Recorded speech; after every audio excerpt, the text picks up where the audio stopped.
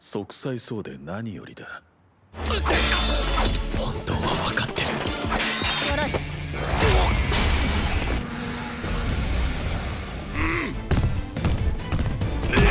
切り腹に打たんでお前のせいだよ、レイジ。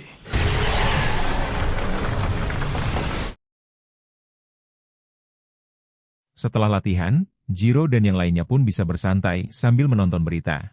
Berita itu melaporkan, telah ditemukan beberapa jenazah tanpa kepala tadi pagi. Mereka pun bisa menebak kalau kejadian itu adalah ulahnya Mononoke. Jiro malah menanyakan hal tak penting, kenapa Fuyo malah bersantai di sini. Fuyo pun menjawab, kalau keberadaannya di sini atas kemauan dia sendiri.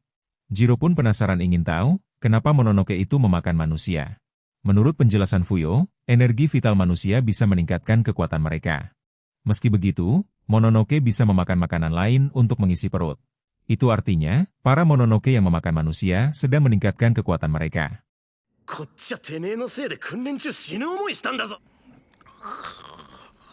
Berita di TV pun melaporkan, kalau di TKP kejadian telah diselimuti kabut aneh.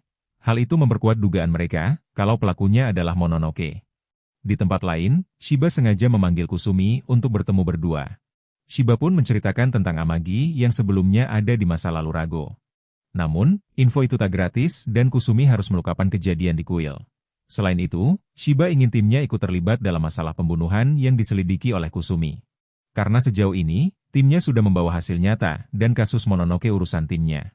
Dan jika timnya mengecewakan, Shiba sudah siap untuk dipecat. Di tengah obrolan itu, Kusumi mendapat telepon dari rekannya yang bernama Tokieda. ラゴーの過去に天城というもののけか。言ってた事件の捜査、うちの連中にもかませてよ。時は俺をクビにでもすればいいさ。Shin lalu berpindah ke TKP yang tepatnya berada di sekitar kota Hirasaki. Polisi pun sudah berjaga dan menyelidiki kemungkinan adanya serangan bahan kimia. Shiba dan timnya pun sudah ada di sana dan tinggal menunggu perintah. Shiba pun mengatakan, kalau sekarang adalah waktunya Black Torch turun tangan. Meski di sana ada regu lain, namun tanggung jawab mereka hanya urusan manusia. Yang katanya, seluruh kota Hirasaki ikut terdampak dan semua jalan telah diblokade. Beberapa warga sipil terjebak di dalam kabut dan diyakini ulahnya Mononoke. Dan dengan perlengkapan biro, mereka bisa dengan mudah menembus kabut.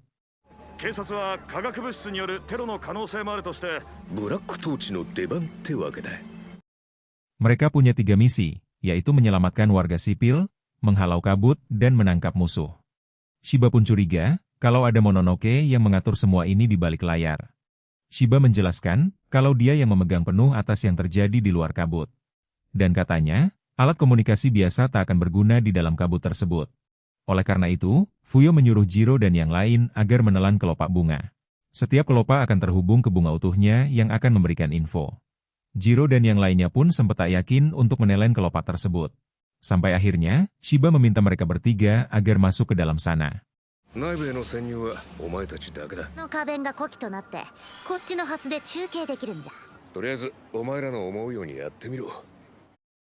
Kedatangan mereka langsung disadari oleh Mononoke yang bernama Naruko. Lalu, ada Mononoke yang bernama Kanawa yang tugasnya untuk bertempur. Kemudian, ada Mononoke bernama Roren yang tugasnya mengumpulkan para manusia. Naruko pun memberitahu, ada 3 orang dan juga Rago yang masuk ke dalam kabut. Hal itu membuat Kanawa bersemangat, karena bisa mengamuk sepuasnya. Mendengar hal itu, Roren pun mengingatkan Kanawa agar tak lupa perintah si bos. Dan bisa-bisanya, Naruko tertidur pulas karena kelelahan menahan penghalang. Yang dimana, para warga yang terjebak akan dijadikan pasokan makanan. Roren diminta melanjutkan tugasnya dan Kanawa yang akan maju untuk tempur. Selain mereka, ada satu lagi yang menjadi pengawal khususnya Naruko.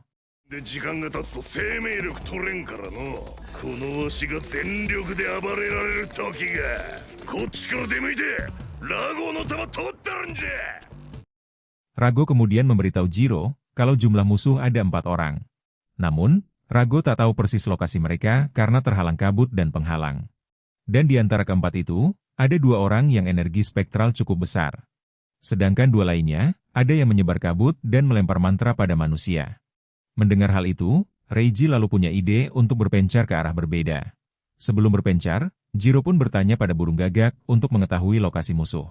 Dan untuk pertama kalinya, Ichika dan Reiji melihat kemampuan Jiro bicara dengan hewan.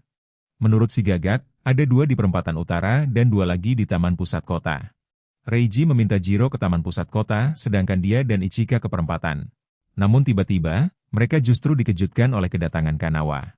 聞いてたけど実際目の当たりにすると僕なら二手に分かれた方が効率いいとは思うが Jiro pun lalu meminta Reiji dan juga Ichika untuk pergi duluan. Sedangkan Jiro dan Rago yang akan berhadapan melawan Kanawa. Kanawa pun tak menyangka kalau Jiro akan menyuruh rekannya pergi duluan. Setelah berpencar dengan Reiji, Ichika pun lalu bertemu dengan Roren. Ichika meminta Roren melepas mantranya dan membebaskan para manusia. Dan sudah jelas, Roren tak akan dengan mudah menuruti permintaan tersebut. Sementara itu, Reiji harus berhadapan dengan pengawal pribadinya Naruko. Tanpa berlama-lama, pertarungan Jiro melawan Kanawa pun akhirnya dimulai. さっさとかかってこいややっ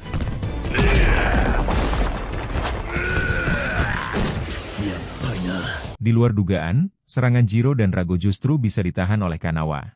Jiro pun berusaha menekan Kanawa dengan mendorong serangannya. Namun, Kanawa bukan musuh lemah yang mudah untuk dikalahkan. Dan siapa sangka, Kanawa justru malah berhasil menyerap serangan tersebut. Yang dimana, hal itu sudah jelas membuat Jiro sangat terkejut. Wujud Kanawa pun kembali berubah, sambil menghina Jiro produk yang gagal. Dan, satu serangan dari Kanawa membuat Jiro langsung tertunduk tak berdaya. Kanawa ingin Jiro merasakan perasaan para Mononoke selama ratusan tahun lalu. Kanawa memang bukan Mononoke lincah, namun bobotnya sangat berat. Dia pun sangat membenci agen mata-mata dari sejak zaman Oniwaban.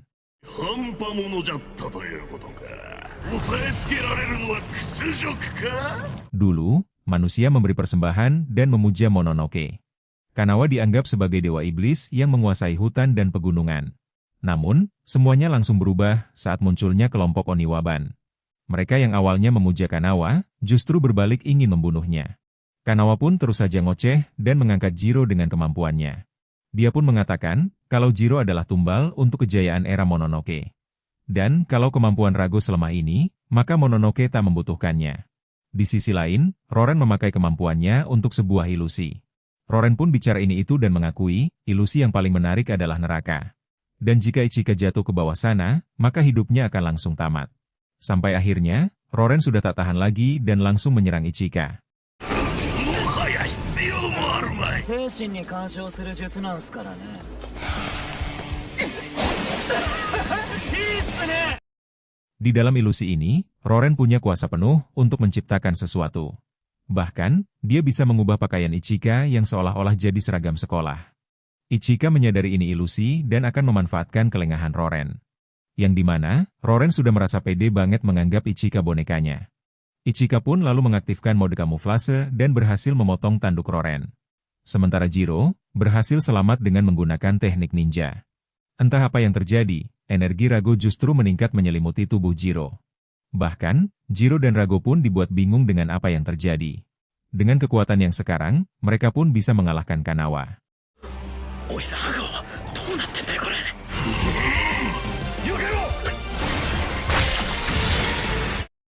Rago menyadari kalau kekuatan ini jadi lebih kuat hanya dalam waktu singkat.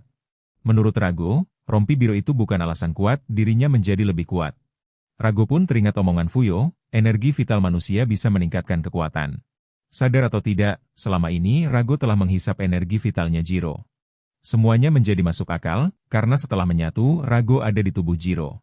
Shin lalu berpindah ke Reiji yang dibuat sangat terkejut. Yang dimana, pria ini memakai pedang badai neraka dan suaranya pun mirip dengan kakaknya.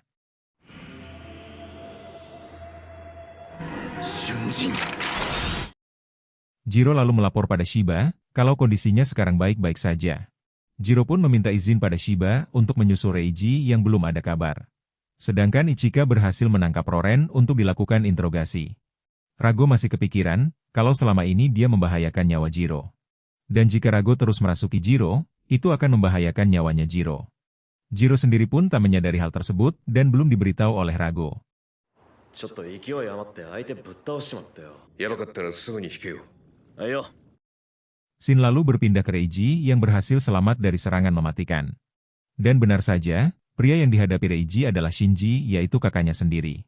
Bagi Reiji, kakaknya itu sudah mati semenjak gagal di ujian akhir dan dikuasai pedang badai neraka. Namun, Shinji menjelaskan kalau jiwanya tak pernah ditelan oleh pedang badai neraka. Hal itu sudah jelas terbanding terbalik dengan apa yang dipikirkan Reiji.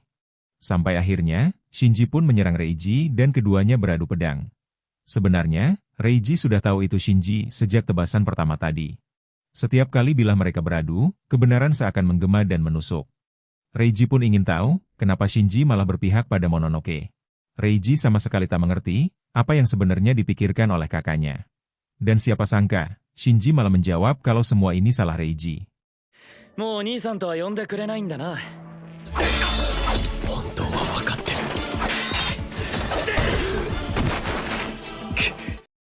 Dulu saat kecil, Shinji selalu dikalahkan oleh Reiji di setiap mereka latihan. Hal itu membuat si ayah kecewa, dan setiap kali Shinji kalah selalu ditampar. Sang ayah melakukan itu, karena Shinji putra sulung pewaris keluarga Kirihara. Shinji tak akan menjelaskan betapa sakit hatinya dia kepada Reiji. Dan katanya, ada satu hal lagi yang justru lebih menyakitkan dari hal itu. Shinji menyadari, kalau semenjak kejadian itu Reiji selalu mengalah kepadanya. Meski Reiji tak mengakui hal itu, namun Shinji bisa merasakannya. Dari yang awalnya selalu kalah, Shinji jadi selalu menang dan tak pernah kalah lagi. Meskipun selalu dikalahkan oleh Shinji, namun Reiji selalu tersenyum menerimanya. Shinji merasa, kalau Reiji selalu selangkah di belakangnya meski sudah berlatih keras. 本当に俺が辛かったのはな、レイジ。いつしかお前は負けて笑うようになった。俺のちょうど一歩だけ後ろにいた。Shinji pun mengakui, kalau Reiji lah yang mewarisi semangat tempur Kirihara. Namun, Reiji tak akan mengerti betapa perihnya kebenaran tersebut. Itulah kenapa, Shinji ingin jadi lebih kuat agar bisa menjadi pewaris dan kakak yang pantas. Alasan itu membuat Reiji emosi dan menyerang Shinji dengan jurusnya. Namun, serangan itu tak berdampak apapun kepada Shinji. Dia pun langsung mencengkeram bilah pedang Shinji dan memintanya meluapkan emosi. Shinji ingin melihat diri Reiji yang sebenarnya dan ini belum cukup. Dan tiba-tiba, Shinji menebas perut Reiji yang membuatnya terluka parah. Lagi dan lagi, Shinji membiarkan Reiji hidup dan meninggalkannya seperti dulu. 僕が変えてしまったのか。じゃあまたな、レイジ。 Sedangkan di tempat lain, Jiro dan Rago justru malah dihampiri oleh Amagi. Yang secara terang-terangan, Amagi memberitahu Jiro kalau Rago pelan-pelan melahapnya. Dua makhluk yang menghuni satu wadah, sulit membayangkan itu bisa bertahan. Sekalipun dengan niat baik, manusia dan Mononoke itu bagiakan air dan minyak. Setiap Rago memakai energi spektralnya, itu akan menghisap energi vital Jiro. Meski sudah dijelaskan, Jiro malah minta Rago meminjakan kekuatannya lagi. Jiro tak mau mati di tangan Amagi dan lebih memilih mengorbankan energi vitalnya. Namun, Amagi bukan Mononoke biasa yang bisa dikalahkan dengan mudah. Bahkan, kemampuan Jiro yang sekarang tak cukup untuk melawan Amagi. 2つの存在、それがどれほどいびつな状態。さっき牛野郎を倒したあれ、もう一回やるぞ。だが、Amagi lalu menawarkan kesepakatan agar Rago menuruti perintahnya. Dan jikalau Rago setuju, maka Amagi akan membiarkan Jiro hidup.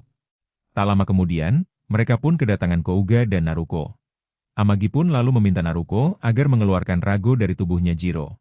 Rago tak tahu harus melakukan apa, karena tindakannya bisa membahayakan Jiro. Yang katanya, mengeluarkan Rago dari tubuh manusia itu sangat sederhana. Dan jika Rago melawan saat prosesnya, akan membahayakan tubuh Jiro.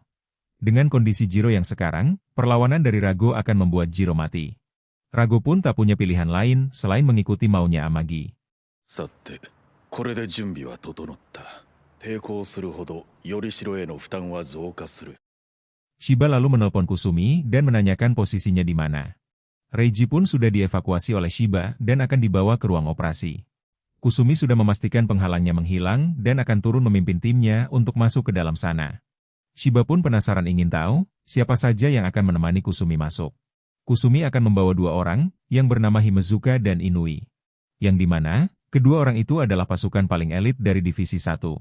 Di sisi lain, proses mengeluarkan Rago dari tubuh Jiro pun sudah dimulai. Tak lama, Jiro pun akhirnya sadar dan menggenggam ekornya Rago. Amagi yang mengawasi pun langsung menyadari hal tersebut. Dia pun langsung memegang tubuh Rago dan memintanya cepat keluar.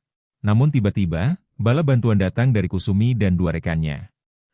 お前と俺で始めた喧嘩だろうが。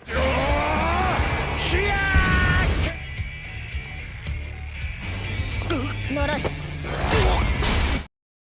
Shin kemudian berpindah ke Reiji yang baru tersadar setelah operasi.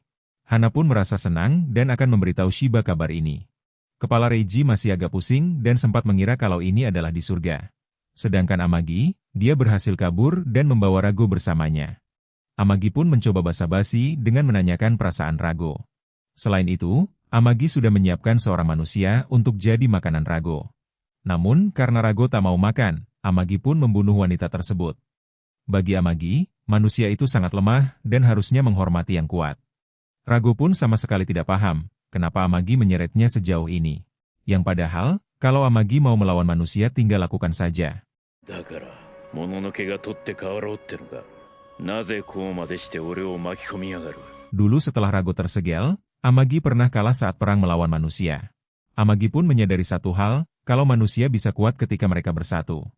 Oleh karena itu, Amagi membutuhkan kekuatan besar untuk mengalahkan mereka. Dan kekuatan besar yang dibutuhkan oleh Amagi itu adalah Rago. Mendengar hal itu, Rago bersedia membantu Amagi sesuai kesepakatan. Namun, Amagi menyadari satu hal, kalau ekor Rago telah hilang. Hal itu membuat Amagi kesal sehingga terjadi ledakan hebat. Rago menjelaskan, kalau ekor dan kekuatannya tertinggal bersama Jiro. Dan sudah jelas, itu membuat Amagi sangat emosi dan menyerang Rago. 強引に引き剥がすからよ。うっかりちぎれて置いてきちまった。